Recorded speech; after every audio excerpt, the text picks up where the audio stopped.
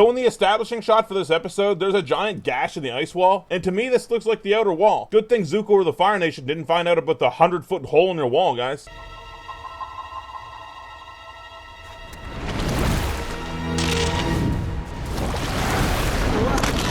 Immediately we can see a visual improvement with Katara. We know that waterbenders make their defense their offense, but Katara hadn't learned that yet. In her fight with Pakku, she would block moves head on, or simply take the hit. Right here we get to see her apply a more skillful form of defense. You've advanced more quickly than any student I've ever trained.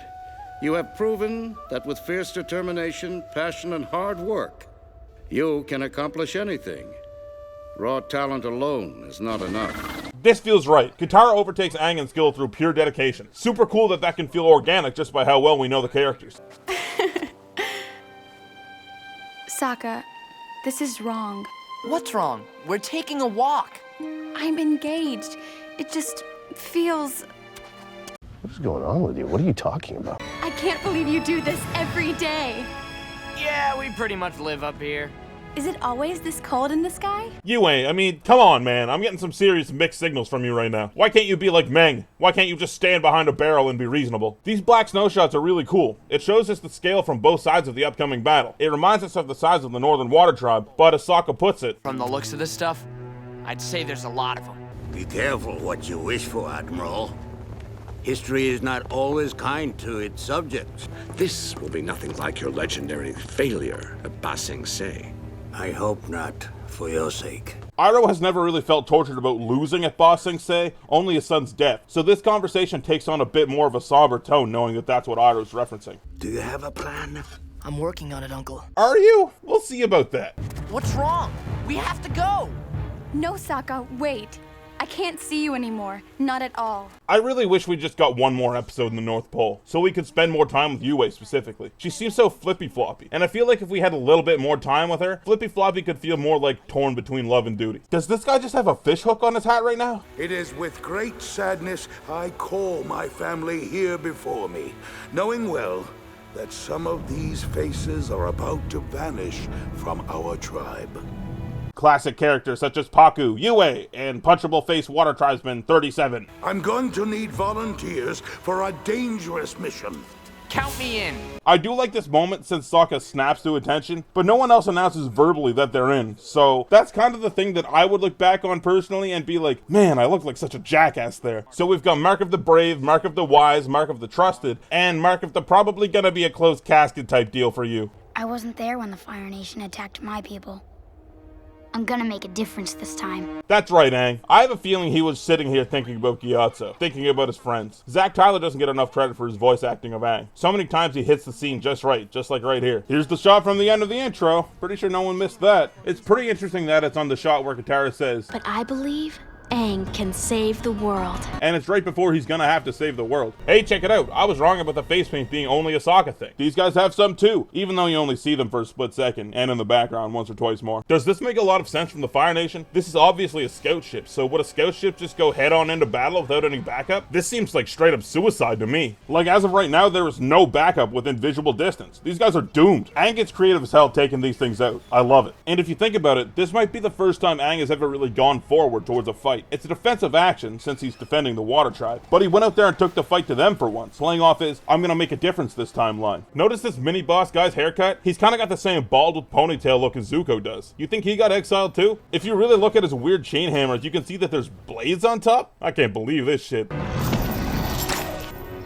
This man is dead. Appa killed a man.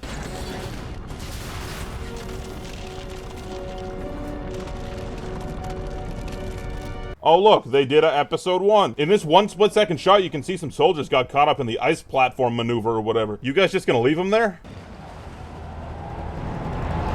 I count 124 ships, plus the one the team just messed up, that's 125. What, I'm allowed to count things. I might count all the rocks at the secret tunnel next season. I don't need to have an extra point. 125 ships. Hey, what the fuck? What's happening? Who are you? Okay, if I may, Hello Future Me here, I gotta interrupt to talk about a moment that I really like in this episode, and that's when Aang goes out to fight the Fire Nation fleet, destroys a ship, and then only realizes, oh boy, there's a whole navy here, and he collapses and he goes, I can't do this, guys. I'm just one kid. And I really like that because it humanizes Aang in a way that a lot of shows wouldn't. A lot of shows would go to the hero and go, you're not just one kid, you're the Avatar, you can do it, friendship. And then the hero would be like, what? Well, you didn't say that before, and then they win, because, you know, they can. But Avatar doesn't do that. Aang doesn't turn around and go, you know what, you're right, I'm not just one kid, I am the Avatar, and beat the entire Fire Nation fleet. It actually understands, you know, that, hey, some things are bigger than you, and that's okay. You don't need to do this on your own. It also plays into Aang's arc, you know, that struggle of needing to live up to these expectations that everyone has of him and always feeling like he falls short. It's a nice beat for that story. But it's also kind of a moment of subtle world building, we might call it, because being the Avatar is never about being the most powerful chess piece on the board. So seeing Aang, you know, realize that he is the Avatar and use that power to destroy the Fire Nation fleet on his own, it would, I think, kind of undermine that messaging. And it would also be a lot less unique, because we have a lot of stories where the main character is just the most powerful piece on the chessboard. They have a special power that is just being the biggest, beefiest thing. And in Avatar, the real strength or the real role of the Avatar is communing with the spirit world. It's building bridges between humanity and nature, humanity and the spirits. Which is why it's nice that Aang's role in these episodes isn't just destroying the Fire Nation Navy. It's more about him communing with the spirit world, reaching out to these ancient spirits and joining with them, with the ocean spirit. It's about him embodying those values of what it means to be the Avatar, which I think is much more of the struggle in these episodes than it is just him becoming the biggest chess piece on the board. I apologize for taking over the video, I will leave it back with you. How'd he do that? Am I on fucking open Wi-Fi? What happened? Fire Navy uniforms don't look like that. Of course they do. These are real uniforms captured from actual Fire Navy soldiers. When, like 100 years ago? 85. Oh, I gotta talk about uniforms now, don't I? Okay, so they captured the uniforms 85 years ago, right? But we're shown in the intro that the firebender uniforms haven't changed for 100 years or more. Now, the non-firebending Fire Nation soldiers usually wear this other uniform with no mask. But if it's been 100 years, I think it would be reasonable that— How do we know we can trust this guy? Such bold talk for a new recruit. Once again, I wish we had another episode in the North Pole for the UA stuff. We could have fleshed out Han so he doesn't seem like such a cartoon character. Or we could have gone in the complete opposite direction and made him even more hateable with the extra time. I think both would have been positives. Stop those fireballs!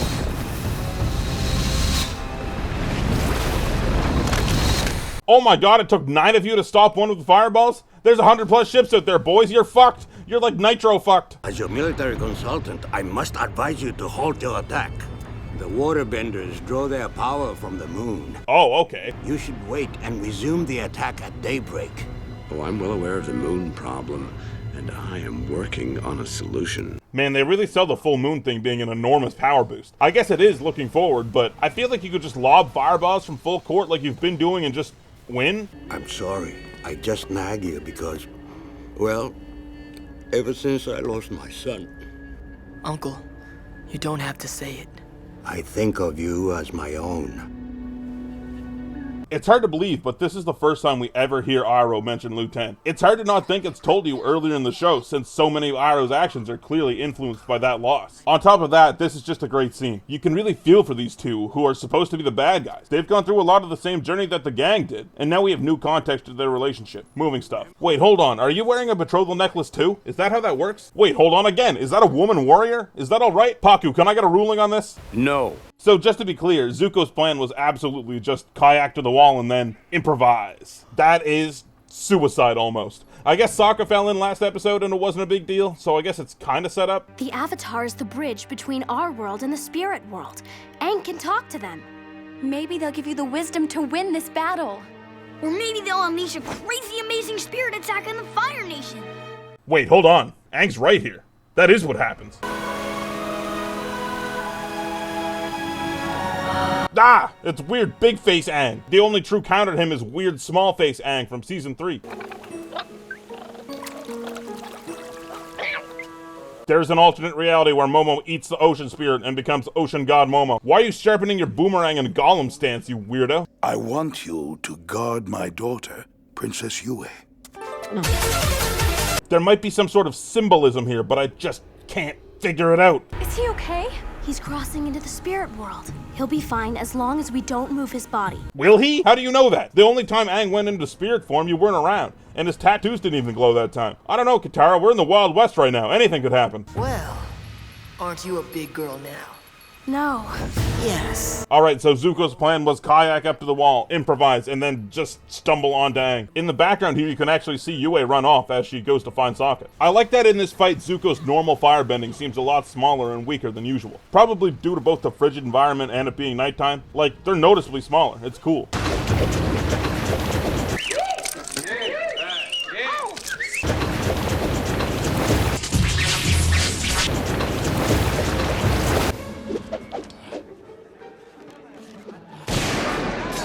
Alright, you get away with a lot of these water attacks maybe coming from the Spirit Oasis, Katara, but these ones not so much. I don't think you have enough room for all that in your water skin, and I don't think you're on that Hama level shit yet, so where's this water coming from?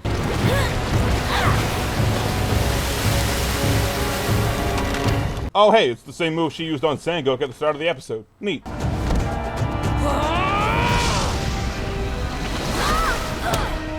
This has always kind of weirded me out. So bending can be blocked by bending, and the like properties of that bending is blocked, right? Like Katara wasn't burned or anything here, so she blocked it. But it seems like despite her blocking it, there's still some extra concussive force behind it, since she gets thrown back. It happens a few other times too, and I always find it weird. Alright, so Zuko's plan was kayak up to the wall, improvise, stumble onto Aang, and then walk to the Fire Nation? This episode's good. It's hard to talk about in length without the second part though, so I'm gonna leave most of the discussion about it until the next video. So big shout out to my buddy Hello Future Me who took over for a second or two there. If you're into Avatar and you haven't seen this guy's channel, well, first of all, how is that even possible? He's like the Avatar guy. But if you haven't, definitely go check him out. He's way smarter than me and talks about Avatar and writing and themes and characters, and it's all awesome. He's actually published books on this stuff. His channel is the first link in the description down below, so go check him out. And of course, can't forget about the patrons. Thanks guys. If you want to be one episode ahead and see the finale of book 1 of Overanalyzing Avatar, it's up on Patreon right now. You'll be one episode ahead going forward if you support me on there. Shout out to my top patrons: Code Canut, Derek Cornwell, DJ Jax, Do Mutual Aid, Fritz Sullivan, Garmer, Glintlock, Mana, Nicholas Abbott, Parker Gass, Skylo, Super Sniffer, and Tiago Nascimento. You guys are the best. Alright, we're wrapping up book 1 next time, folks, and it ends strong. See you then.